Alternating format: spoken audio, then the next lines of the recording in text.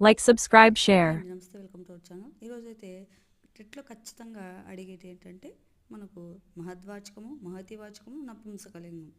మహద్వాచకము అంటే పురుషవాచక శబ్దాలు మరియు వారి గుణవాచకాలను తెలిపేవి పుంలింగాలు. అంటే అర్జునుడు, భీముడు అంటే పురుషులు ఉంటారు కదా, వాటికి సంబంధించినవన్నీ. అంటే అన్న, తమ్ముడు వీళ్ళందరినీ కదా సంబోధిస్తాం కదా, పురుషులను ఎలా సంబోధిస్తాం కాబట్టి మహద్వాచకం. తర్వాత మహతివాచకం అంటే స్త్రీవాచక శబ్దాలను మరియు వాటి గుణవాచకాలను తెలిపేవి. మనకు ఇవి కూడా డెఫినేషన్ ఇచ్చి ఆ, స్త్రీవాచక శబ్దాలు అంటే ఏంటి అని కూడా అడగచ్చు అనమాట. అది ఏమవుతారంటే మహతివాచకాలు. మహతివాచకాలు అంటే స్త్రీలను ఎలా సంబోధిస్తాం, స్త్రీ, గీత, సీతా, భవాని, అక్క, చెల్లి, అత్తమ్మ వరుసలు కూడా ఉంటాయి కదా, మనము స్త్రీలను ఏ విధంగా పలుకుతామో అలా. తర్వాత మూడోది నపుంసకలింగము. వీటిని అమహద్వాచకాలు అంటారు, దీనిని క్లిబం కూడా అంటారు. అంటే పురుషులు, స్త్రీలు కాకుండా మిగిలినవి అనమాట. అంటే ప్రాణులు, ఎద్దులు, గాడిదలు ఇంకేవైనా కూడా. ఇలాంటి వీడియోలు మన ఛానల్లో చాలా ఉన్నాయి, ఒకసారి విజిట్ చేయండి. Thank you.